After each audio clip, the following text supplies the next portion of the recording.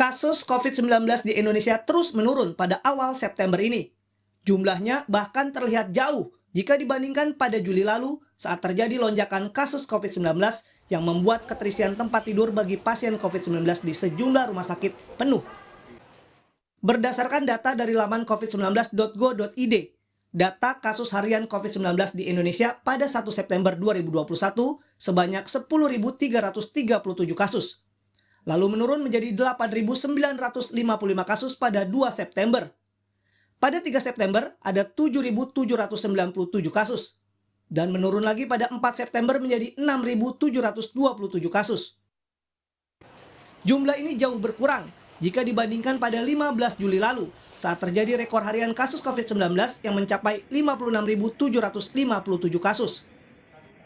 Penurunan signifikan kasus COVID-19 di Indonesia yang kurang dari 2 bulan ini disoroti politisi Malaysia Lim Kit Siang. Di akun Twitternya @limkitsiang yang menulis yang jika diartikan, bisakah Menteri Kesehatan yang baru Hairin Jamaluddin menjelaskan mengapa selama 16 hari berturut-turut Indonesia telah mengurangi kasus baru COVID-19 hariannya menjadi kurang dari Malaysia.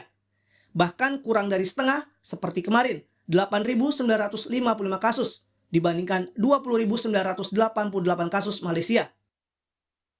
Dalam pernyataannya di detik.com, juru bicara Kementerian Kesehatan RI, Siti Nadia Tarmizi menjelaskan, pembatasan kegiatan masyarakat jadi kunci dalam menurunkan kasus COVID-19 yang sempat melonjak pada Juli lalu. Kalau kita lihat, intervensi yang kita lakukan itu sejak pada saat terjadi peningkatan kasus. Itu kita sudah melakukan kebijakan untuk pelaksanaan PPKM.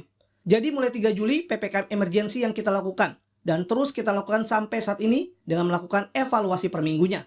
Sampai betul-betul kita lihat bahwa situasinya itu sudah betul-betul terkendali. Perpanjangan masa pemberlakuan pembatasan kegiatan masyarakat atau PPKM untuk periode 31 Agustus hingga 6 September akan berakhir hari ini. Evaluasi masih dilakukan pemerintah untuk memutuskan kembali memperpanjang PPKM dengan perubahan status levelnya di setiap daerah atau justru tidak memperpanjangnya.